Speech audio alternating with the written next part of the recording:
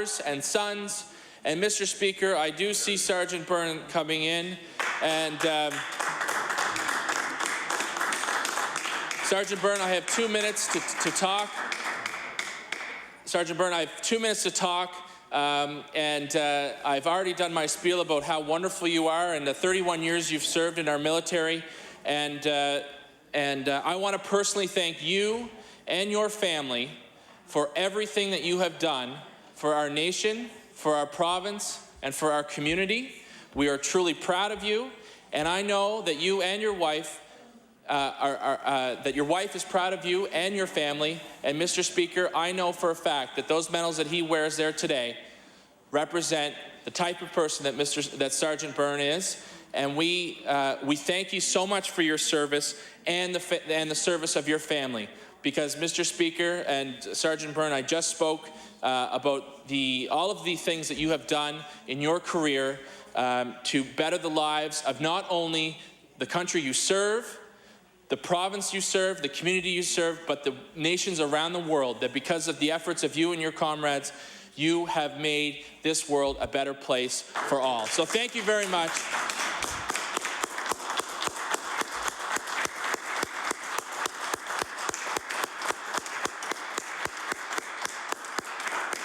And I note, Mr. Speaker, I noticed that the honourable member from Cape Breton South just recognized Sergeant Byrne, I believe.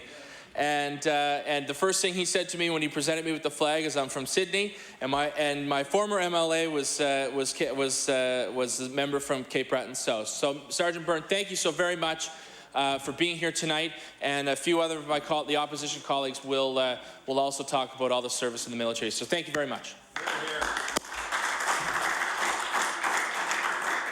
The honourable member from Cape Breton South. Yes, thank you very much, Mr. Speaker. Mr. Speaker, I want to congratulate the member from Hammonds Plains, Upper Sackville, for bringing this resolution to the House here for late debate. And before I get into my remarks, I just want to also welcome Kevin to the House of Assembly here today.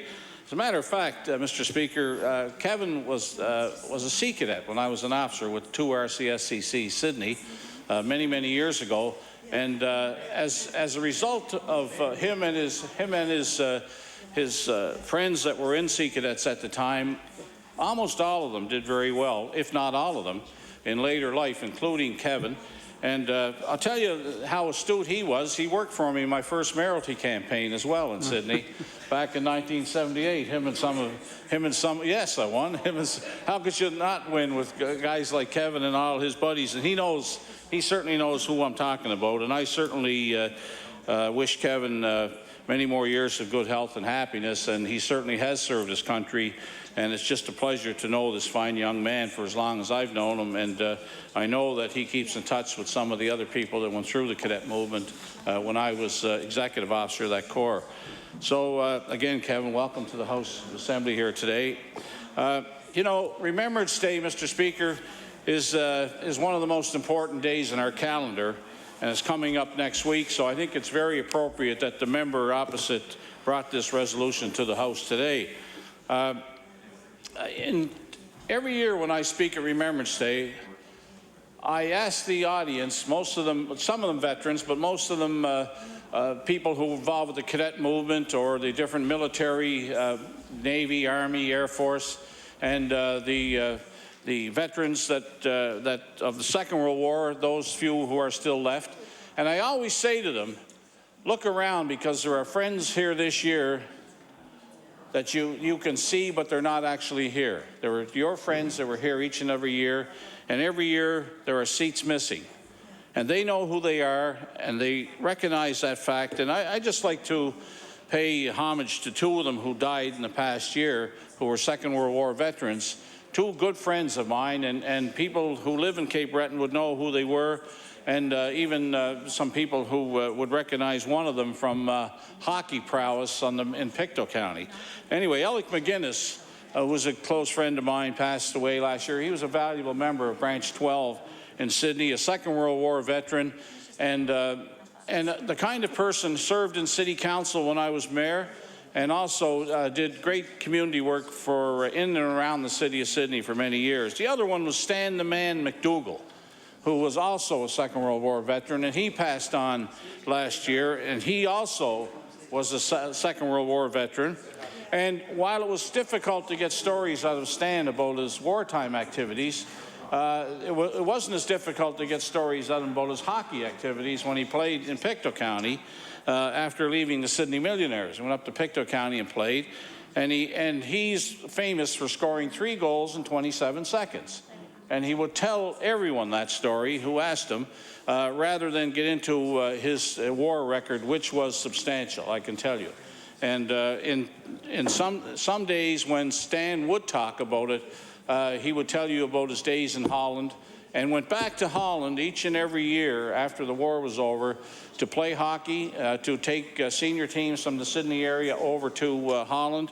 And every time they went over there, the village of Apeldoorn, where he went, would give him the kind of recognition reserved for heroes. And Stan never wanted that, but he did get that kind of recommendation. And I can remember when I was mayor in Sydney, the mayor of Apeldoorn, a lady by the name of Willie Woke, called me and said that your friend Stan McDougall is over here with a bunch of players from hockey players from Sydney. And while they're not doing all that well on the ice, they're doing well everywhere else in Apeldoorn. And if I started telling you the names of the members, the gentleman here from Cape Breton would know exactly what I'm talking about. But anyway, those were 2 of my close friends that passed on this year. And when I go to the Remembrance Day service this year, I'm going to see some other empty seats and some faces that I would like to have them saying hello to me, but I can see the faces, but unfortunately they've passed on in a lot of ways. The other thing that I'm very proud about is the fact that I'm a life member of Branch 138 Ashby Legion in Sydney, Mr. Speaker. And I represent that particular legion at functions, and also Branch 12 and Branch 126 are in my riding of Cape Breton South. And a lot of them still have a great number of veterans who are still going to Legion functions. But that's going to end, Mr. Speaker, in another few years. But we have to pay particular attention to those who are coming back, the forces members who are out there now, making sure that we can still live in peace in this country. And we do that because of the efforts of veterans from the First World War, the Second World War, and now some of the hot spots throughout the world, like Afghanistan and other places, that our military people are being put in harm's way. So, Mr. Speaker, we have to look after them, and I think the Legion is a great vehicle to do that when they come back home. Veterans Affairs has a responsibility to do that, and hopefully they'll do it well in the future as these veterans start to return to Canada and need the assistance of the Canadian government. But the Legion also has a role to play there to encourage these veterans to become involved in the Legion and to look after their needs and the needs of their families. At a function last year, Mr. Speaker, I was talking to a veteran who was asking me, who noticed my Canadian Forces medal, which means that I'm proud to be also a reserve naval officer and a commissioned in the Canadian Forces, and, by the way, Mr. Speaker, the Royal Canadian Navy. You know, before the Canadian Forces were born. That's telling you how old I am, but I was a commissioned officer in the Royal Canadian Naval Reserve prior to the integration of the Canadian Forces. But the veteran looked at my medal and he said, "Sir, where did you serve in the Second World War?" And I said, "Sir, my only contribution to the Second World War was to be born during it." But I said, but I appreciate your efforts and the efforts of your people who made sure that I could be born and grow up in a country that's free. And it was because of the efforts of those people that I could do that. And Mr. Speaker, one of my greatest, I think, one of the greatest things that happened to me, Mr. Speaker, I think, was to come up through the cadet movement, as did Kevin, and others that I know, a lot of them living in Halifax here, and a lot of them throughout the country and abroad, some of them in the Canadian Forces, some of them in the RCMP. But one of my greatest, I guess, accomplishments, if you will, as a Sea Cadet officer was to see one of my greatest joys, I guess, was to see how these young men and now young women who are in the cadet movement have grown because of their experience in the cadet movement over the years, and it's taught them discipline, it's taught them a respect for their country, And I can tell you, Mr. Speaker, those are invaluable tools to have when one is going through life and trying to make a success. The cadet movement, to me, was a very important movement. I've said it in this House before. I would encourage parents out there to have their young men and women, their children, take a look at the cadet program, whether it be Air Cadets, Army Cadets, or my first love, the Sea Cadets, of course, but and to get involved in that program of discipline so that they will know what it's like to live in a country that's free, but yet a country that has to remain free. And I think we have to be vigilant about that. And Mr. Speaker, the military personnel that have given us the freedom we enjoy today, in the past and in the present and hopefully in the future, we'll be ever vigilant. We will have young people getting the kind of discipline they need in the Canadian Forces as they leave the cadet program to do what they can to make sure that Canada remains free. And I would hope that everybody that can make it to a place next November the 11th, a place of remembrance for veterans, that they do so. They take time out to go to these Remembrance Day services, to pay homage to the veterans who are still with us, and to encourage other people who are there to remember the sacrifice that they gave. Mr. Speaker, lest we forget. Thank you very much. Thank you, member. And I'll now recognize the honourable member for Cape Breton West. Thank you very much, Mr. Speaker. And I, too, would like to welcome Sergeant Burns and congratulate the member opposite for bringing forward this resolution. It is a true honour for me to stand in my place in this historic host to pay tribute to the veterans of this province, who, in fact, have made it possible for me to stand here. Like many of you here, I have attended many services of remembrance in our home communities. In fact, every year it seems like the crowds get bigger and bigger, a testament to our loyal Legion members. Most of all, it's a testament to our veterans, whose service and sacrifice guaranteed our freedom and the freedom of millions of people the world over. And it's a testament to the courage of our men and women in uniform today, who continue to put their lives in harm's way so others can live in peace and freedom. Mr. Speaker, we are so lucky to live in a country as we do here in Canada. Most of us here today have no idea what it is like to live through a war. We see the black and white images of men huddled in muddy trenches. We see the tanks rolling down the bomb-ridden streets of a besieged and beleaguered Holland. We see the huge gray naval ships rolling onto the beaches of Normandy and the small white crosses in Flanders Field. And we can only marvel at the bravery of those who stood firm for democracy, who stood firm for us. Our veterans guaranteed us free enterprise and free speech. They guaranteed us the freedom to assemble, to worship, and to vote. Today, we live in a world rich with opportunity and possibilities because of their loyalty to king and country, because of their sacrifice and service. And today, I have the great honor of representing the people of Cape Breton West in this legislature because of them. Now, Mr. Speaker, I never slept in a muddy trench, and I never experienced the terrifying whistle of incoming bombs. I never saw my friends shot down before me, or knew the fear of waking up one morning realizing it could be my last. My life has been far different than those of the veterans. Veterans like Alec McEwen, Harry Morash, who are 52-year members of the East Bay Legion, and Mike Farrell, a 53-year member of that Legion, and many, many more. And I'd also like to thank our active service personnel for continuing the proud Canadian tradition of defending freedom abroad. And we must remember, Mr. Speaker, that freedom is never free. There is always a price. And let us be grateful to those who serve in our armed forces.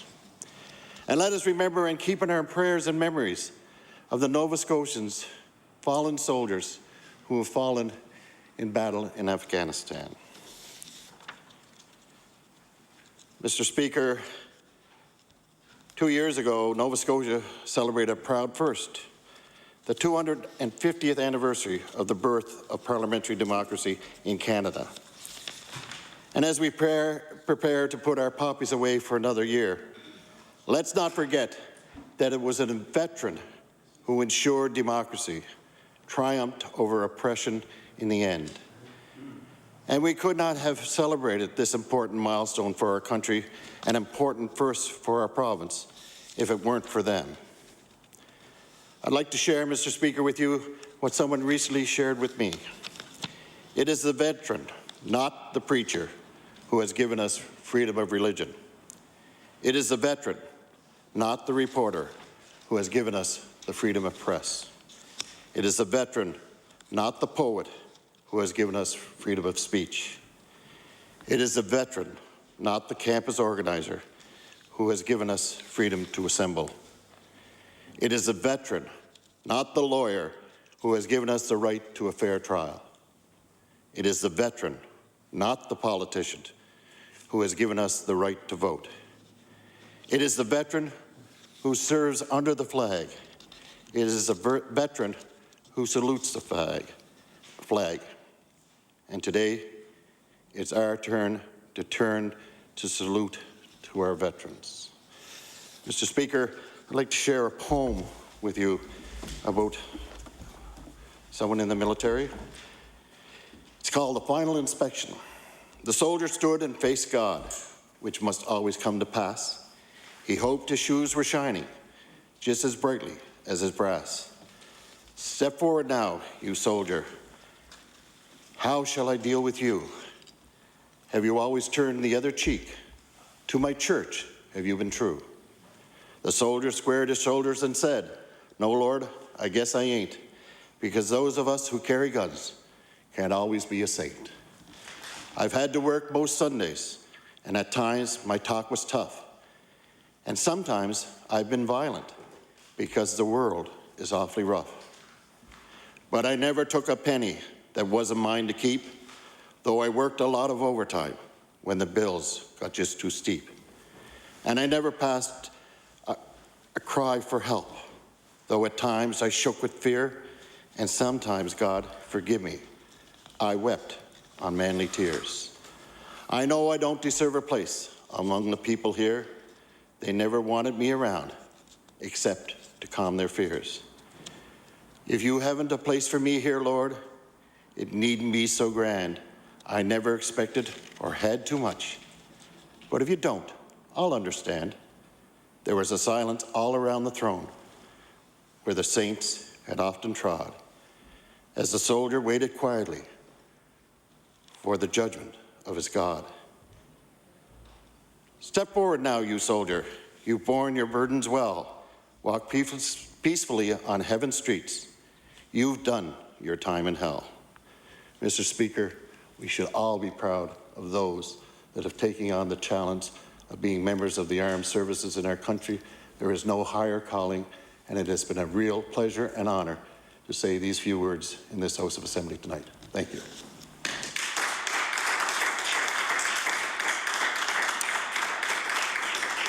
Thank you, Honourable Member, and thank you to all the members that participated here in the debate this evening. And with that, we will close today's session and to meet tomorrow at 2 p.m.